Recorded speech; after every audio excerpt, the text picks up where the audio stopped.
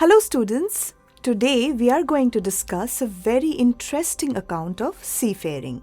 Today's story, We Are Not Afraid to Die, If We Can All Be Together, is a story based on real-life adventures of Gordon Cook. It is a first-person account of Gordon, who almost perished in the turbulent storms raging in the Indian Ocean, along with his whole family. Let us begin with this spine-chilling story that is sure to boost your adrenaline. In July 1976, the narrator, along with his family, which consisted of his wife, Mary, and his children, Jonathan, 6, and Suzanne, 7, lovingly called Sue, set sail from Plymouth, England, for a round-the-world voyage by sea. They wanted to repeat the 200-year-old feat of Captain James Cook. Although the story doesn't mention it, the surname Cook makes it probable that Gordon Cook is a descendant of James Cook and thus takes more interest in pursuing Cook's path. The narrator was a 37-year-old businessman who,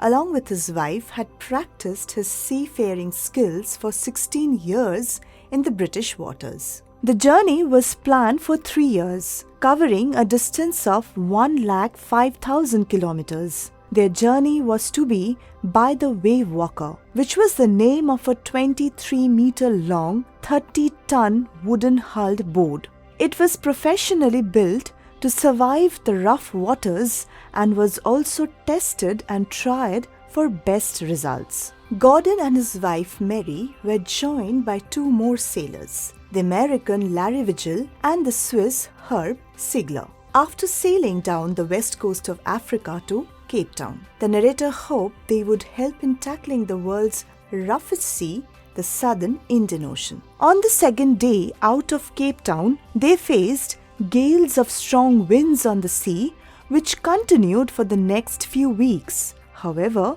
the gales did not alarm the crew, but the 15-meter-high waves which reached the height of the ship's main mast concerned them. They spent Christmas and New Year's 3,500 kilometers away from the coast of Cape Town, under very bad weather conditions. However, they enjoyed the holiday mood with a Christmas tree. Soon the weather worsened, and on the 2nd of January, they were faced with gigantic waves. Their ship only had a small storm jib, which they were already doing 8 knots. The waves were gigantic, and the ship rose to the top of each oncoming wave. The roar of the spraying thunderous waves was painful to the ears. Soon the crew dropped the storm jib and moved a heavy rope in a loop across the stern. Soon they prepared for the worst. They fastened everything, practiced their life raft drill, attached lifelines, wore their oilskins and life jackets and waited. At 6 p.m. that same evening, the wind suddenly stopped with an eerie, foreboding silence. What followed next was the worst the crew had faced till then. Huge waves twice in height as the previous ones appeared, one of which the author initially mistook for a cloud above the ship. Next, the biggest of the oncoming waves hit the back of the ship and broke the right starboard. The narrator hit his head on the steering wheel, flew overboard, and sank under the waves of the sea. He almost accepted his impending death and felt peaceful in the water. However, the narrator's head popped up on the sea, and he noticed Wave Walker sinking as her masts were almost horizontal. Soon, another strong wave hurled the ship into its normal position. He grabbed the rails and dragged himself up to the main boom. He was tossed around the boat like a rag doll, which broke his left ribs and filled his mouth with blood and broken teeth. Somehow, he caught onto the wheel, lined up the stern, and waited for the next wave to hit. His wife, Mary, appeared and informed him that the ship was sinking due to all the damage done by the waves. Mary took over the steering while Larry and Herb pumped water out of the deck. The narrator half swam, half walked through the accumulated water, wading through clothes, crockery, charts, tins and toys. He reached the children's cabin and was met with his injured daughter, Sue, who had hit her head and had a swelling above her eye. However, he had more grave situations to handle then. The narrator soon returned back to the deck after finding a hammer, screws and canvas. He then mended the starboard side with some waterproof covers on the big loopholes. Next, the hand pumps blocked out due to the floating debris in and around the cabin where the electric pump short-circuited. He replaced it with a spare electrical pump which thankfully worked. The narrator and his crew were stranded in a continuous cycle of pumping out water, steering and working to send mayday calls on the radio. However, they did not receive any replies to their calls. Mayday calls are radio-telephonic calls or words which are used to signal ships or aircraft stuck in dangerous condition. Sue's head had swollen up badly. She had 2 enormous black eyes and a deep cut on her arm. When asked by her father why she had not complained about her situation before, she had replied that she did not want to worry her father when he was trying to save all their lives. They survived the 3rd of January and they had the water level under control and could manage 2 hours of rest for each person in their rotating shifts. The ship had survived 15 hours in its damaged condition,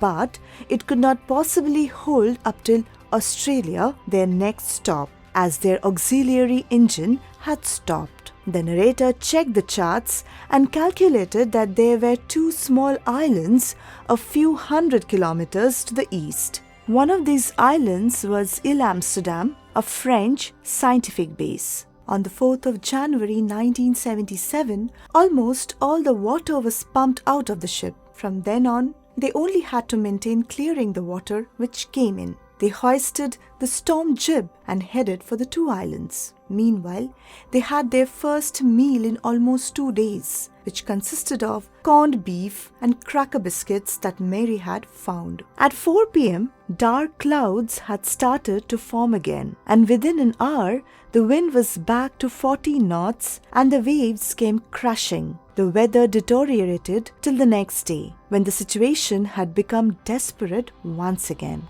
When Gordon went to comfort his children, his son John questioned him if they were going to die. As his father tried to convince him that they would make it, John fearlessly replied that they were not afraid to die as long as they were together. Hearing this, Gordon was doubly determined to survive the sea and keep his family safe. He tried his best to protect the weakened sideboard of his ship and used an improvised sea anchor of heavy nylon rope and 2 22-liter barrels of paraffin. In the evening, Gordon and his wife sat holding hands as they felt almost defeated. On the 6th morning, the narrator made some calculations after noting the readings from the sextant. A sextant is an instrument with a graduated arc of 60 degrees and a sighting mechanism used for measuring the angular distances between objects and specially for taking altitudes in navigation and surveying. He then calculated wind speeds, drift, current, and changes of course to determine their position in the sea. He found out that they were in a vast ocean looking for a 65-kilometer wide island. He felt utterly hopeless. However, to his surprise, he received a thank you card from his daughter, Sue, which contained a message informing him how much she loved him and her mother. She also encouraged her father to hope for the best. This small act of love from his daughter gave the narrator hope and courage to survive. He rechecked his calculations using a spare compass, which was not corrected for magnetic variation. He kept that in mind while calculating and also took into consideration the westerly currents which flew through the Indian Ocean. At 2 p.m., Gordon asked Larry to steer a course of 185 degrees in the hope that would reach the island by 5 p.m. if they were lucky. Next, the narrator climbed on his bunk bed and fell asleep with a heavy heart. Soon he was awakened by his children at 6 p.m. as they went in to congratulate him and give him hugs for being the best father and the best sailor in the world. They also informed him that his calculations were correct and they had reached the island of Amsterdam and that it lay like a big battleship in front. It was a piece of volcanic rock with little vegetation, but at that moment it was the most beautiful island in the world. The next morning, the 28 inhabitants of the island welcomed them on shore. On reaching land safely, the narrator's mind was filled with gratitude and respect for his crew members, Larry and Herbie, who remained cheerful and optimistic under distressed situation. He also felt immense gratitude towards his wife, who stayed at the wheel for long crucial hours, and his children for being brave, mature, and courageous all through the pain and trouble. With that, we come to the end of this account of a united family that supported each other in times of distress and gave each other hope to overcome dire situations. We also learn how optimism and courage helps to overcome distressful situations. That's all for today's video lesson. We hope this video helps you to understand the story better. See you soon in the recap video.